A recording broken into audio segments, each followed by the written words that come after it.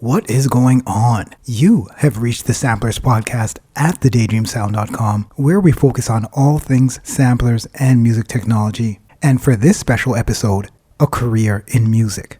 Is it possible to be a full-time musician and artist in 2018 and beyond?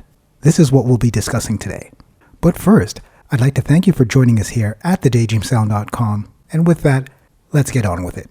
It seems that as it becomes easier to get into music, it also becomes harder to make a career out of music. However, I think this was always the case. It has never been easy to sustain a career in music. In the grand scheme of the past, very few musicians have been able to sustain themselves on music. However, the difference between our past and our present is that there is less money in a single path of our music industry to sustain ourselves. What on earth do I mean by that? Well, I mean this. Before, an artist could get signed to a record label, the traditional way, and that was it. In present times, we find ourselves pursuing multiple paths in different facets of our music industry where we have to create a portfolio of skills in order to sustain us. So in this podcast, we're going to go over a few of the major things that can be used to generate enough money to sustain a career in music. Number 1, teaching. The absolute benefit of having so many people flocking towards music these days is that there are so many people available to teach. If you've been in the game for a while and you've obviously accrued knowledge over your tenure as a musician, this means you are now in a position to teach people, because no matter how much information is out there, it's still a concept that's hard to grasp. And any form of music that you are into at the moment, no matter how simple it may seem to you, you can bet your bottom dollar that there is a mass amount of people out there that need to be taught the things that you treat as common knowledge. We are in an age where people will pay to learn. And learning in a way that is quick, easy, and effective has become more addictive than technology itself. Number 2. Commercial work. At the end of the day, remember, you are a musician, and the majority of our population are not musicians, meaning that there's still a lot of people in business that need music that they can use for their business, whether it be for marketing, personal, or otherwise. Custom music is a lucrative business endeavor. A massive example is YouTube. There are literally millions of creators that need custom music for their videos. And while YouTube does provide stock music that they can use, it's beginning to get long in the tooth as everyone's video seems to have the same library of music. You as a musician can provide a service to creators on YouTube, providing them with music that can be exclusive, customized, and affordable. Not to mention you can do all of this without leaving your home office. Number 3, performances.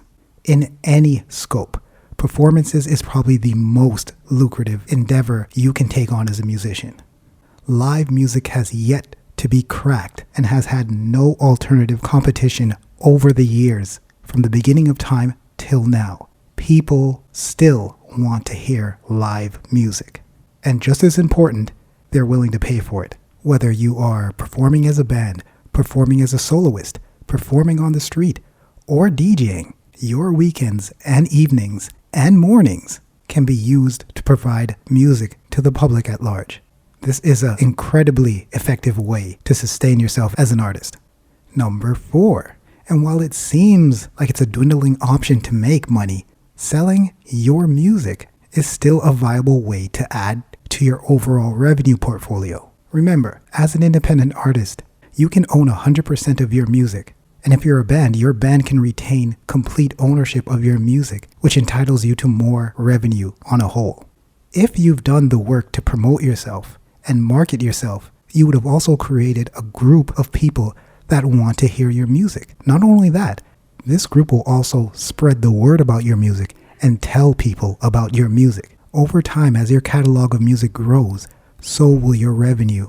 Because remember, the album from the beginning of time was and will always be a promotional tool. You sell an album because you can, but you make an album to promote yourself as an artist. What do I mean? Your album is your business card. It's not so important that you sell it. It's important that it exists, because that is what you use to speak for you when you cannot. Your album can speak to 1 million people at once and immediately cause them to know that you and your art exists, so that when it comes time for you to perform, they'll know who you are and what you do without you having to say a word. So I say all that to say, never underestimate the power of a recorded album. Number 5, products. Something in the physical or virtual realm will do just as well. If you're in music, whatever aspect of music that you gravitate towards or you've built your interest around can be used to create a product. If you're an artist that makes exclusive computer music, there is no reason why you can't create a software music program yourself. If you're a hardware instrumentalist, there's no reason why you can't do the same. If you're a vocalist or a rapper, well, that's the same thing. Anyway, you know what I mean. You can create a notebook or a rhyme book that meets the needs of artists who need to pen down their lyrics or ideas. Whatever it may be, a physical product endorsed by you and your sensibilities will appeal to not only other artists, but people outside of that realm who are searching for a product just like yours. And out of all these 5 examples, notice that none of them involved you getting signed, dealing with a record label, or any external business outside of the one you've created.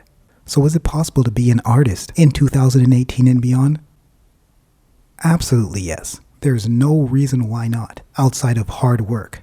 And hard work is something that all of us have to do for the things that we want. That's nothing new. So taking that off the table, our options are still there to create a living that suits our skills as artists. And with that, I want to thank you for joining us here at the Samplers Podcast. We absolutely appreciate your company, and do take some time to look around here at the Daydream Sound, where you can find plenty in the vein of sampler technology and music on a whole. I will see you on episode 7. In the meantime, take care of yourself. Peace.